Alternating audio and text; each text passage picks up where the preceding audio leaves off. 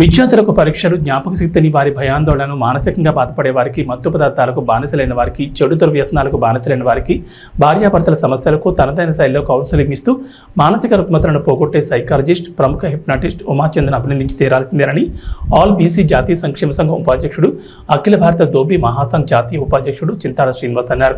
ఈ మేరకు భీమవరం కోడవెల్లి రోడ్లో చింతాడ శ్రీనివాస్ కార్యాలయంలో ప్రముఖ హిప్నాటిస్ట్ ఉమాచంద్కు గౌరవ సత్కారం అందించారు.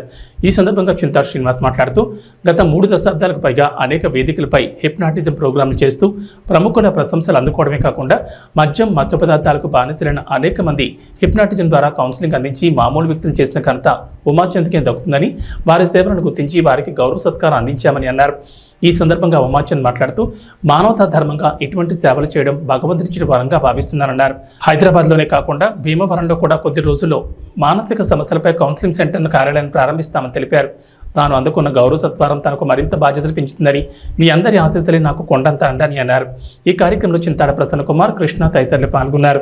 మనం భీమవరం పట్టణానికి విచ్చేసిన సైకాలజిస్ట్ శ్రీ ఉమాచంద్ర గారికి మన భీమవరం పట్టణం ఇచ్చేశారు. ఆయన ఎన్నో రాజమండ్రిలో ఎంతోమందికి ఉపయోగపడి ఈరోజు మన భీమవరంలో కూడా చాలామందికి ఉపయోగపడ్డారు. అలాగే ఎవరైనా కొన్ని ఇబ్బందులు ఉన్నా, మత్తు పానీయాలకు అలవాటు పడినా, లేకపోతే మానసికంగా ఉన్నా, అటువంటి వారికి ఆయన ఎన్నో సైకాలజిస్ట్ ద్వారా సేవలు అందించి చాలా ప్రజలు మనవులు పొందినారు.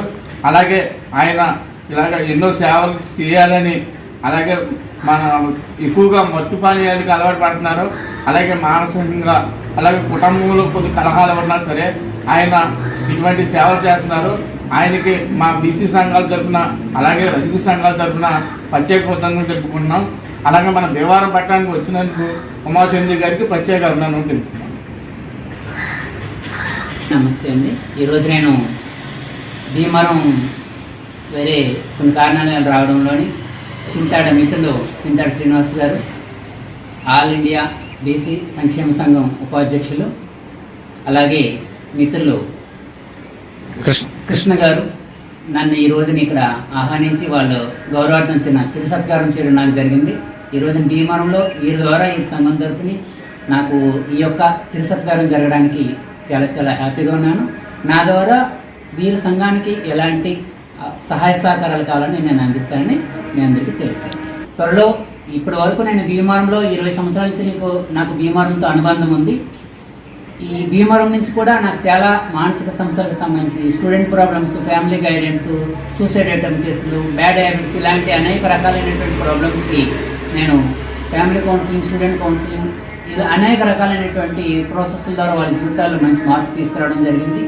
అలాగే త్వరలో రాబోయే ప్రకాశం జిల్లా కంభం మండలం నర్సిరెడ్డిపల్లి గ్రామ దళితుల శ్మశానం కోసం 3 ఎకరాల 75 సెంట్ల భూమిని ప్రభుత్వం ఏర్పాటు చేస్తుండగా కేవలం 10 సెంట్లు వదిలి మిగతా 3 ఎకరాల 60 సెంట్ల స్థలం కొందరు అగ్రకులానికి చెందిన బీసీలు ఆక్రమించి భూమిని దున్ని పంటను వేసుకుని అక్రమంగా ప్రవర్తిస్తున్నారు.